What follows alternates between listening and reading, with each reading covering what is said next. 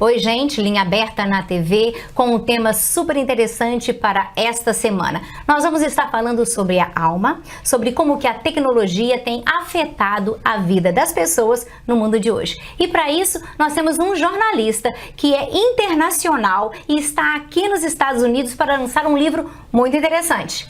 Alma, com Rodrigo Alvarez. A gente volta daqui a pouquinho.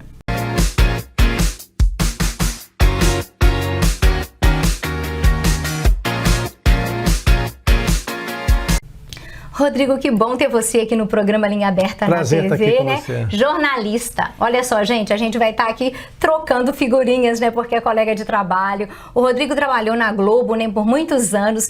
O último trabalho dele foi como correspondente internacional na França. Na França. Ai, que delícia. Como é que é isso? Me conta a experiência de viver como jornalista na França antes da gente começar a falar sobre o tema de hoje. Eu peguei um período turbulento, né, no mundo todo. Peguei agora aquela crise dos coletes amarelos na França, lembra? Sim, eu estava lá numa dessas manifestações. Né? Então, peguei um país com tudo para parar, né, com isso dos coletes amarelos, depois da pandemia. Mas já foi o fim da minha carreira na televisão, quando eu, depois de 23 anos, eu quis parar, botar um pé no freio para me dedicar principalmente aos livros e aos documentários, que é o que eu estou fazendo agora. Nessa questão de documentários e livros, eu sei que você já escreveu muitas coisas e você é best-seller. Um dos temas que você abordou e uma série que você tem é sobre Jesus. Pois é, como eu morei também como correspondente em Jerusalém por 4 anos, eu lá me aprofundei numa pesquisa que eu tinha começado no Brasil sobre a história da religião. O meu interesse por entender como nós chegamos a ser o que somos hoje. Então, como a gente, com o nosso pensamento ocidental, é muito fundamentado no cristianismo, né? O nosso pensamento é cristão, seja você ou não cristão, seja você ou não religioso, né? O cristianismo é o balizador do nosso pensamento moderno, da nossa filosofia moderna. Eu quis entender o cristianismo antes de qualquer coisa.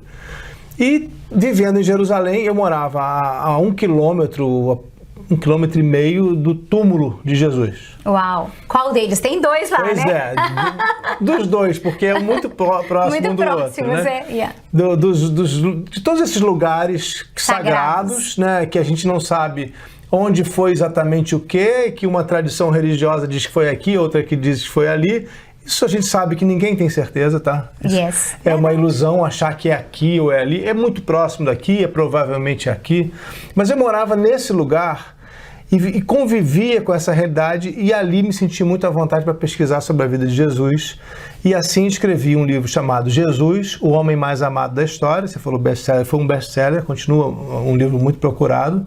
Vai até sair uma edição nova agora pela Sextante no Brasil. E nesse livro eu conto o que é possível contar da história de Jesus com o conhecimento que a gente tem hoje. Como a gente sabe, os evangelistas não eram biógrafos, eles não escreviam com a preocupação de contar detalhes, por exemplo, não contaram o nome dos avós de Jesus, não contaram detalhes da vida da infância dele, não sabem onde ele estava depois de 12 anos. Várias coisas não foram narradas, na verdade. Porque não era o propósito daqueles livros, era uma outra forma de literatura naquela época. Então hoje, com toda a pesquisa arqueológica, toda a pesquisa bibliográfica que existe, a interpretação da idade dos textos, a gente pode saber de quando é tal texto, de quando é o outro texto. Foram encontrados livros que estavam escondidos no Egito e em Israel. Com tudo isso, você pode ter uma visão mais atualizada e até, eu diria, mais profunda sobre o que foi realmente a vida de Jesus, que foi o propósito do meu primeiro livro sobre Jesus. Depois eu escrevi a continuação desse livro, que é Cristo. Então, o primeiro é Jesus, o segundo é Cristo. Interessante. Que é da ressurreição em diante. O que aconteceu, quais são as possibilidades para a morte de Jesus e para o que aconteceu depois, quais foram os relatos que surgiram sobre aquele momento, de primeira mão. A gente não está falando de interpretações posteriores, estou procurando sempre o mais antigo, o mais original possível. Como jornalista, né, você tem a responsabilidade, até a busca do fato, né? Não me interessa a opinião, exato, me interessa o fato é o mais importante. O que eu posso dizer com base em documentos históricos, com base em achados arqueológicos. Daí surgiu Cristo, que é o livro que conta da ressurreição até a morte dos apóstolos Pedro e Paulo em Roma. Então, toda a jornada dos apóstolos. Inclusive, esses 2 livros vão virar documentários agora. Ai, cool. Muito e eu estou indo esse ano interessante. gravar em Israel a primeira parte deles. Me leva com você. Venha conhecer. Amo Israel. Então, assim eu entrei nesse universo e acho que foi fundamental para mim. Nesse livro agora, eu parti dessa minha pesquisa e disse, não, vamos voltar ainda mais no tempo. Vamos conhecer a humanidade ainda antes. Então eu volto ao homem que vivia nas cavernas, ao humano, do tempo em que a gente convivia com os neandertais aqui na Terra, para tentar entender o seguinte: de onde surgiu a ideia de que eu tenho uma alma e de que você tem uma alma? E exatamente esse o tema, então, do livro que você está lançando aqui nos Estados Unidos e que fala exatamente sobre alma. Então, depois de todos esses estudos que você fez, define pra gente como que você entende a alma. A alma segundo Rodrigo Alvarez. Lani, olha, eu não gostaria de fazer essa definição sem que as pessoas que nos assistem tenham lido o livro. Por quê? O propósito do livro e o meu propósito não é chegar a uma verdade única. Porque a minha visão justamente é de que não existe uma verdade única sobre a alma. A gente volta em 100 mil anos atrás, a gente começa a ver que o ser humano percebeu ou começou a desconfiar de que algo saía do corpo dele ou daquela pessoa que tinha morrido no momento da morte. Ele começou a acreditar que existia vida além dessa vida. A gente chega aos egípcios, eles fizeram tumbas, eles fizeram pirâmides para guardar os faraós para a eternidade, para a vida eterna. E aí vem a filosofia grega para dizer que a nossa alma é imortal e que ela vai viver 10 mil anos de reencarnações até que um dia ela vai ser como os deuses outra vez. Então você repara como a ideia ela vai mudando de forma, ela vai transitando pelas religiões e pelas filosofias. O próprio judaísmo, o próprio cristianismo, né? O cristianismo, eu trato de tudo isso no livro, né? Falo muito sobre o judaísmo, sobre o cristianismo, as visões diferentes que surgiram também dentro do judaísmo. Você sabe que no tempo de Jesus não tinha consenso sobre a uma. O Jesus discute isso, sobre vida após a morte ou não. Fariseus pensavam diferente de saduceus naquela época. Os saduceus eram materialistas, olha, judeu materialista, que achava que o que era do pó voltava ao pó. Isso está no Eclesiástico. Ué, então como é que de repente chega o fariseu e vem depois o Jesus? Não volta ao pó.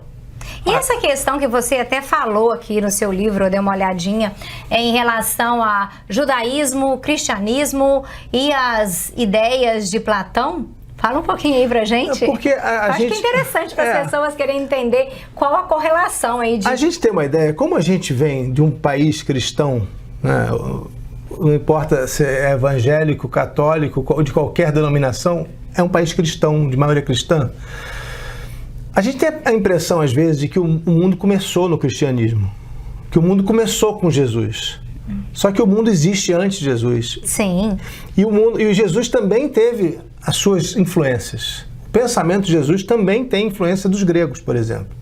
Jesus era um grande sábio no tempo dele, ao ponto de que aos 12 anos deu lições aos sábios. A gente conhece esse episódio dos evangelhos. Sim. E naquele tempo havia uma influência muito forte do pensamento dos filósofos gregos, como Platão, Aristóteles. Aquele pensamento de Platão era da imortalidade da alma, que não era um consenso no judaísmo, e aparecia em casos específicos, como o de Elias, por exemplo, que é elevado aos céus. Você tem momentos, mas você não tem uma expectativa de todos os judeus pela imortalidade, pelo renascimento, pela ressurreição. Isso é trazido por Jesus. Isso é sedimentado por Jesus, porque os fariseus já estão pensando nisso. De novo, é muito complexo, então, você... Por que eu voltei no tempo? Porque eu acho que é importante a gente entender de onde vem tudo isso. O que acontece com esse pensamento e como é que ele chega até nós? A gente está chegando num tempo, a gente conversava disso antes dessa gravação. Bastidores. A gente está chegando num tempo em que o nosso cérebro, e aí de novo, o nosso cérebro é o que carrega a nossa alma, é o nosso corpo inteiro que carrega a nossa alma. A alma se separa do cérebro? São questões que eu coloco no livro e tento responder. Espírito, né? Corpo, alma, espírito, existe essa separação, espírito e corpo ou não? Ou o espírito só existe, ou a alma só existe quando a gente tem esse corpo? É um questionamento que espiritualistas vão discutir, budistas vão discordar de espíritas, por exemplo, né? Eu considero todas as formas de pensamento e filosofia no livro. Agora, quando você coloca dentro de toda esse conjunto de ideias, a tecnologia, o celular, a gente estava falando, a gente já delega para o celular um monte de coisa que a gente fazia. As memórias que a gente tem já começam a ser transmitidas para o telefone. A gente sabe que muitas das emoções estão na memória. Será que a gente também está transferindo um pouco da nossa alma para o computador? Que alma é essa? Pois é, aí como é que eu lido com essa nova pessoa que está surgindo? Se você olha do ponto de vista evolutivo, a gente se chama Homo sapiens. Né? A ciência nos denominou assim, esse tipo de humano que somos nós, muito parecidos com o humano de 60, 100 mil anos atrás. Quase nada mudou no nosso físico. Será que a gente ainda é Homo sapiens? Será que daqui a 100 anos vão olhar para nós e dizer: olha, Alaine e o Rodrigo já não eram mais Homo sapiens porque eles já estavam profundamente conectados à internet e ao celular e ao computador de diversas maneiras, ao GPS do carro. Seriam os homens tecnológicos? Que homo é esse que surgiu? Nem homo vai chamar mais, porque essa palavra já ficou meio velha, talvez eles mudem, porque agora a gente tem toda a questão da emancipação da mulher. Será que o que a gente vai se chamar daqui no futuro? Talvez não seja mais Homo sapiens, talvez a gente já não seja mais o que nossos bisavós eram. Então existe uma transformação. A proposta do livro é entender o passado e para onde que esse futuro está nos levando, sem tentar dizer, olha, o caminho é esse, eu sou isso ou aquilo. Eu não tento fazer isso, porque quem fizer isso não está dizendo a verdade, porque não sabe. Ninguém sabe o que vai acontecer. Agora, tem pesquisas interessantíssimas que eu conto no livro, laboratórios científicos os mais avançados do mundo que estão trabalhando essa ideia. Por exemplo, e se eu conseguisse duplicar você? Se você visse uma outra pessoa igual a você na sua frente, como você reagiria? É uma coisa que a gente fica, uau, como é possível? Como é possível? E se eu conseguisse... Até com os cachorros, eles tentam fazer com que eles sejam iguais, né? Reprodução, né? Guardar gene, recriar. Não, mas o clone, olha só, o clone. Você tem clonagem, você tem reconstrução em laboratório, você tem Android, que pode ser feita a sua imagem igualzinho, você sabe que a maquiagem, tudo. Tudo igual. Você tem digital. Teve uma pessoa, notícia de ontem, desse mês passado agora, um americano que recriou a mulher morta em inteligência artificial porque não conseguia lidar com a perda da mulher. Para ele, ela continua existindo na inteligência artificial, porque o computador simula a maneira de ser da mulher dele. Como é que a gente lida com essas inovações? Tem uma alma ali? E essas inovações vão afetar a nossa vida, claro, o nosso dia a dia e a forma que a gente tem de proceder. E elas já estão afetando a nossa vida, só que a gente está tentando entender enquanto o jogo está acontecendo. A gente foi pego de surpresa pela avalanche tecnológica. Então eu acho importante parar e refletir. A gente vive discutindo política, o que está acontecendo no Brasil, o que está acontecendo no mundo. Mas e o que está acontecendo com a gente? A gente se esqueceu da gente? Como é que a gente olha para aquilo que a gente chama de alma e entende? Bom, eu também estou passando por um momento difícil, um momento de transformação, um momento interessante, de oportunidade, de crescimento, de conhecimento, de modificação. Como eu vou lidar com isso? Como que a gente vai lidar com a gente mesmo, né? E como que as relações interpessoais podem ser afetadas com a forma que a gente vive hoje. E isso é uma coisa que eu acredito que você fala muito nesse livro aqui. Sim, as relações já estão sendo afetadas. Já estão sendo afetadas. E como que isso vai refletir 10 anos, 20 anos? Porque a forma como essa tecnologia está nos tragando, ela está consumindo todo o nosso tempo e mudando a nossa forma de pensar e agir todos os dias. Que pode ser de maneira positiva ou não.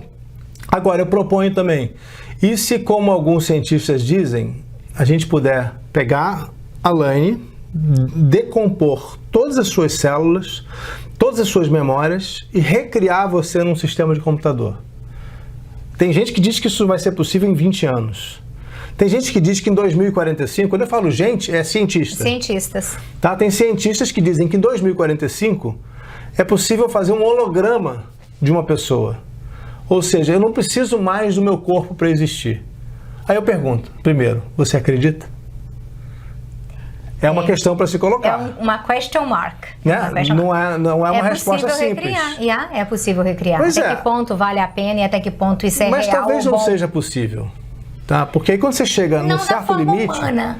Porque a forma humana é única e exclusiva de Deus criar o homem. Mas você pode ter tecnologia que reproduz a imagem de algo que já existe. Não, mas o que eles estão dizendo é mais do que isso. Eles estão dizendo que você vai realmente existir num corpo sintético.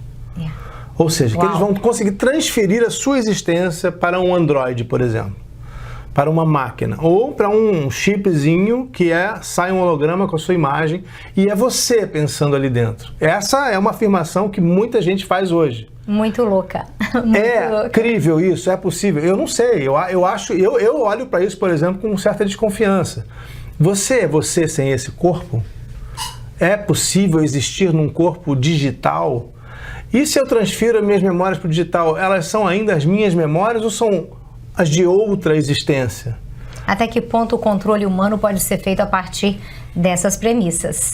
Pois é, então tem um monte de questões colocadas, a gente está lidando com elas, a gente tem o privilégio de viver um momento de transformações incríveis, únicas, nenhum ser humano na história viveu o que a gente está vivendo, mas eu proponho no livro que a gente pare para refletir sobre aquilo que a gente chama de alma. É isso aí, gente. Olha, dá vontade de ficar aqui, Rodrigo, conversando com você assim, né? Até amanhã. Mas deixa eu contar uma coisa que eu acho importante. Fala aí. Esse livro, ele tem aqui, tá? Porque antigamente os livros não chegavam aqui nos Estados Unidos, mas tem... Ele está à venda aqui nos Estados Unidos. Pela Amazon? Pela Boa Books, que é uma livraria brasileira. Ah, ok. Excelente.